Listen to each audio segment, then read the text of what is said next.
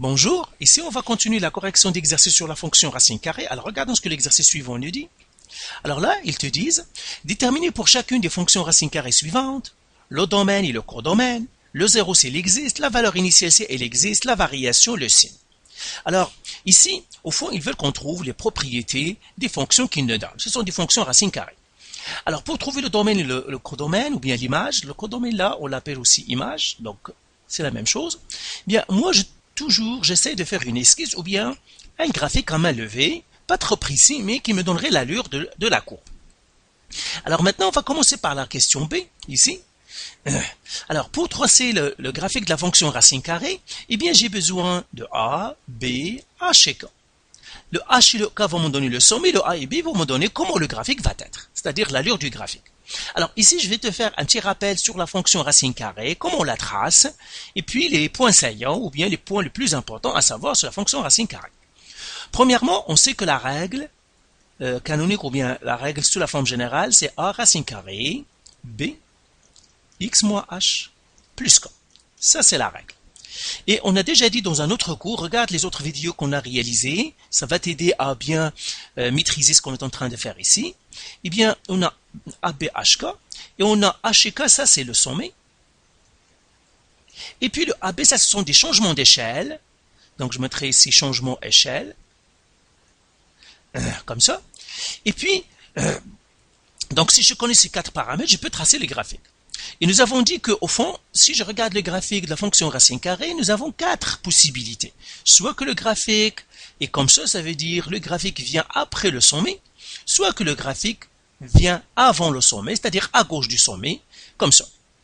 Alors, comment on sait cela? Premièrement, le HK, c'est le sommet.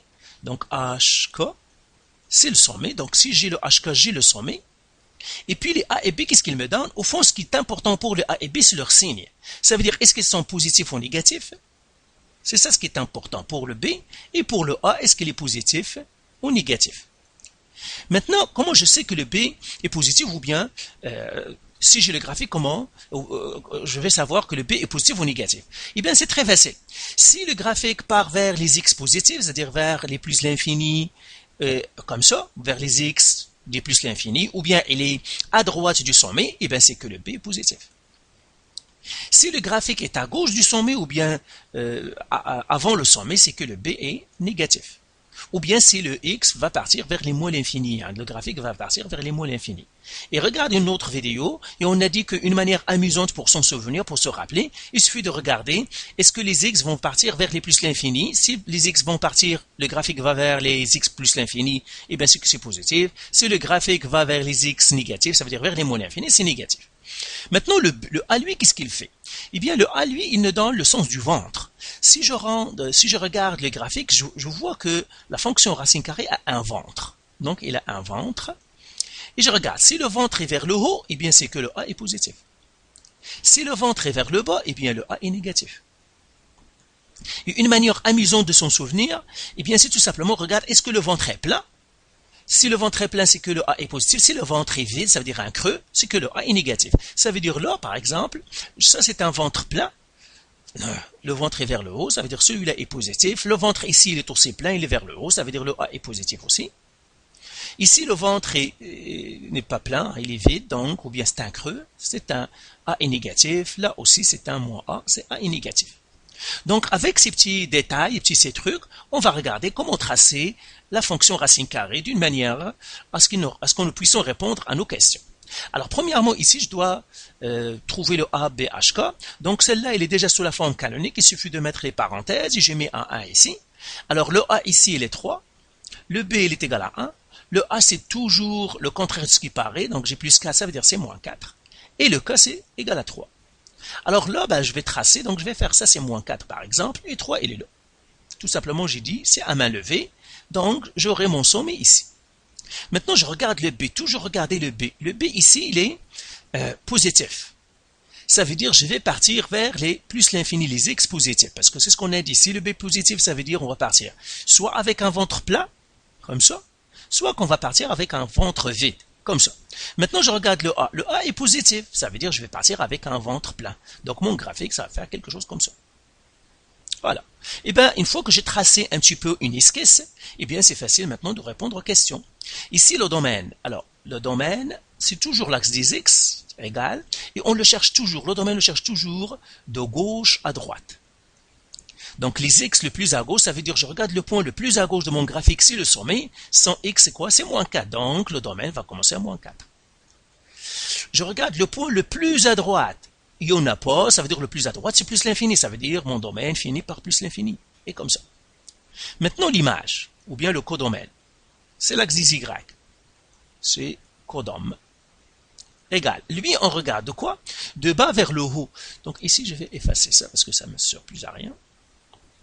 On regarde toujours le point le plus bas de mon donc c'est du bas vers le haut.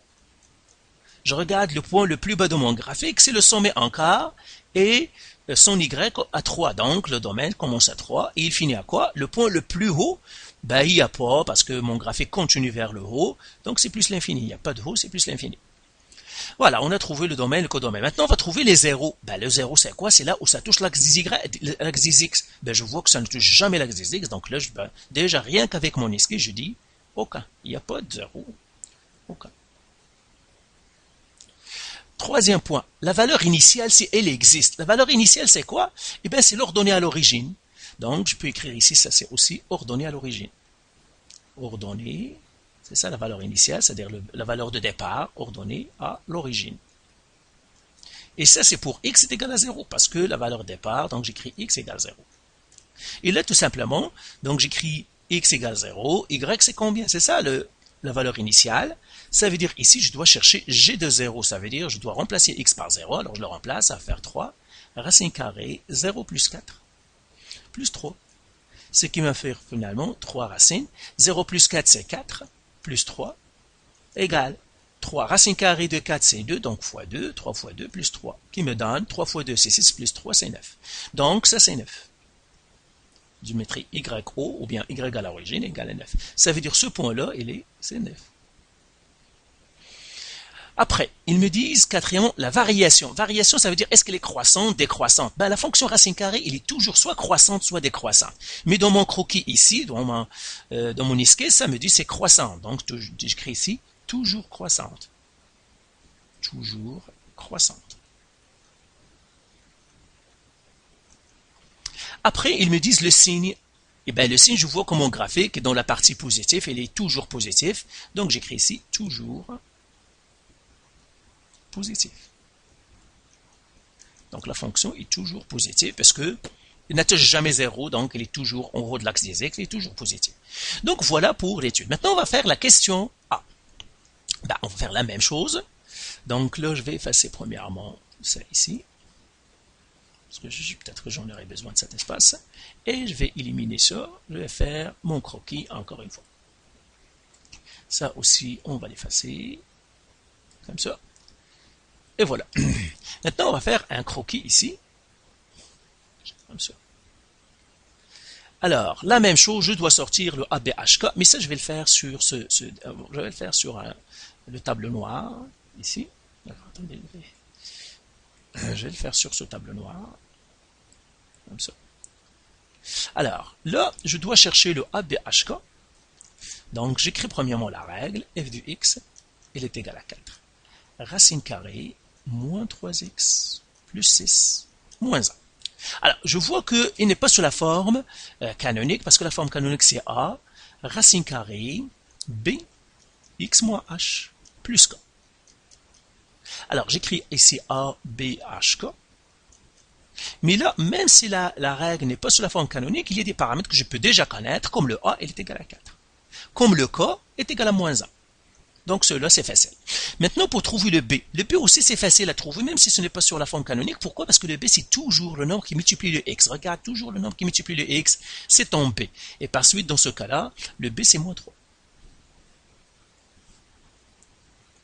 Maintenant, le H. Pour chercher le H, là, j'ai besoin de faire la mise en évidence simple, ou bien transformer ma règle sous la forme canonique. Alors, j'écris maintenant ma règle. F de X est égal à 4.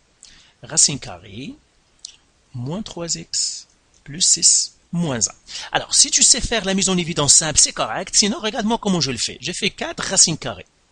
Le B, je le sais, c'est moins 3, parce que c'est toujours le nombre qui multiplie le X. Si je mets entre parenthèses, parce que c'est ce que je vais avoir, c'est B, parenthèse, quelque chose. Et moi, qu'est-ce que je vais faire ici? Ben, je sais que B, c'est moins 3, donc je vais diviser chaque terme par moins 3. Donc, je vais diviser le premier par moins 3. Attends, je vais effacer ici pour l'écrire un peu plus correct, l'écrire un peu plus en bon. Donc, je vais faire ici comme ça. F de X, elle est égale à 4.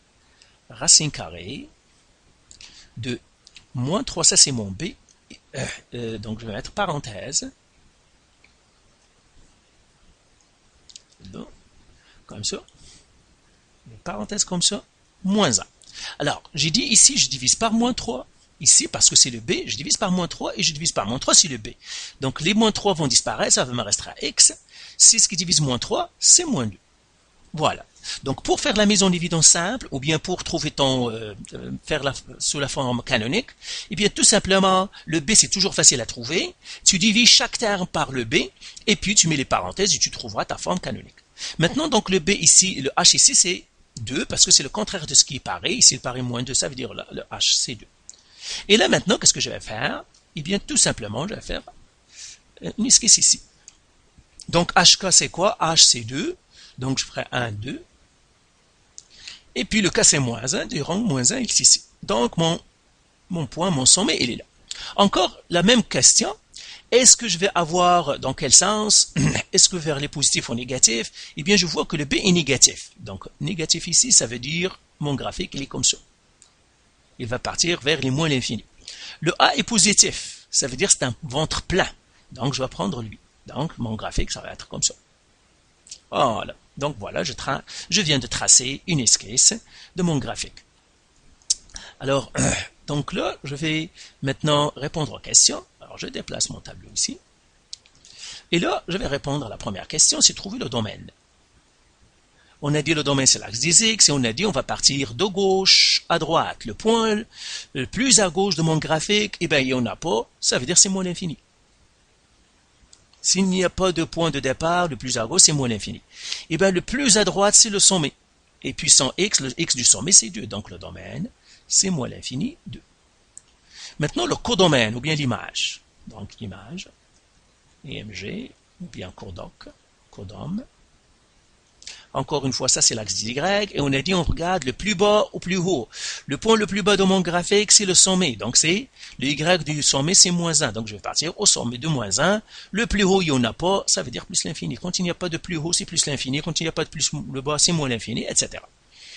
Maintenant, la question 2, le 0, s'il existe. Ah, je vois qu'il existe parce que je vois qu'il touche ici. Hein, donc je vais trouver ce 0-là. Alors pour trouver le 0, eh bien tout simplement, il suffit de mettre à la place du Y, donc j'écris Y égale 0. Je cherche X, c'est ça le 0. Donc, à la place du f de X, je mets 0 égale à 4 racine carrée moins 3x plus 6 moins 1. Et j'isole la variable, donc je fais plus 1. Donc, tu dois bien maîtriser comment isoler la variable, sinon, fais des petites révisions des cours précédents, des années précédentes, tu dois savoir isoler la variable. Donc, 0 plus 1, c'est 1, qui est égal à 4. Racine carrée moins 3x plus 6. Je divise par 4, 1 qui divise 4 c'est 0,25, qui est égal à la racine carrée de moins 3x plus 6. Je mets à la 2, parce que le contraire de la racine carrée c'est à la 2, la racine carrée va disparaître, donc je vais continuer ici. 0,25 c'est 0,0625, qui va me donner moins 3x plus 6. Maintenant, je fais moins 6. Alors là, je vais faire appel à ma calculatrice. Donc, je fais 0,0625 moins 6. Ça me fait moins 5,9375, qui devrait me donner moins 3x. Je divise par moins 3, et là, ça me donnerait maintenant mon x, elle est égale. Alors, je divise ça par moins 3, je fais moins 3, comme ça, et je fais égal, ça me donne 1,98. Donc, 1,98. Voilà mon 0. Donc ce point-là, c'est 1,98. À peu près. Hein? Et maintenant, le 0 ici, j'écris x, il est égal à 1,98. Maintenant, la troisième question, la valeur initiale. Alors, la valeur initiale, encore une fois, on a dit c'est l'ordonnée à l'origine. C'est le contraire du 0. Le 0, c'est l'abscisse à l'origine aussi. Parfois, tu vas entendre abscisse à l'origine ou bien le 0. C'est la même chose. Donc là, je mets x égale 0. Y, c'est quoi? Et puis là, au fond, je dois chercher f de 0. Alors, je remplace x par 0. Ça me donnera 4 racine carrée moins 3 fois 0 plus 6 moins 1. Je fais les calculs, ça fait 4 racine carrée moins 3 fois 0 sur 0 plus 6, ça fait racine carrée de 6 moins 1. Et maintenant, j'appelle encore ma calculatrice. Donc, je vais faire 4 fois racine carrée de 6 moins 1. Ce qui me fait finalement 8,78. Celui-là est 8,78. Ça veut dire l'ordonnée à l'origine est 8,78. Ça veut dire ça, c'est 8,78. Donc là, je peux écrire y origine égale à, c'est-à-dire l'ordonnée à l'origine, 8,78. Après, question 4, la variation. La variation, je vois que mon graphique est décroissant, donc ici, décroissante. Décroissante parce qu'elle descend. Il vient de moins l'infini, de plus l'infini, il va descendre, donc c'est décroissant. Dernier, c'est le signe. Le signe, c'est-à-dire où est-ce qu'il est positif, où est-ce qu'il est négatif. Alors, je vois ici, puisqu'il y a un 0, puisqu'il y a l'abscisse à l'origine, ça veut dire, il y a un 0, donc, où est-ce qu'il est positif? Donc, je vais le mettre ici. Positif d'ici, donc, il est positif ici, je vais le mettre en vert. Comme ça, il est positif ici. Et négatif où? Je vais le mettre en rouge. Négatif ici. Dans ce petit bout-là. Alors, c'est facile maintenant pour les écrire, donc j'écris positif. Eh bien, positif pour quel x? De moins l'infini jusqu'au 0. Donc, ça veut dire positif de moins l'infini jusqu'à 1,98. Comme ça. Négatif de quoi? Eh bien, de ce point-là jusqu'à 2. Donc, négatif de 1,98 jusqu'à 2. Voilà. Donc voilà pour cet exercice, pour trouver les propriétés de la fonction. C'est très important. Je te suggère toujours de faire un croquis. C'est très facile de tracer le croquis de la fonction racine carrée. Il est très très facile. Le A, le B, le HK. HK te donne le sommet. Le A te donne est-ce que c'est un ventre plein ou un ventre vide. Et puis le B, il te dit est-ce que c'est vers les positifs, vers les X positifs ou bien vers les X négatif, et tu traces ton graphique à main levée, et tu peux trouver tout ce que tu cherches. Voilà, donc bonne chance pour ton examen, hein, donc à la prochaine.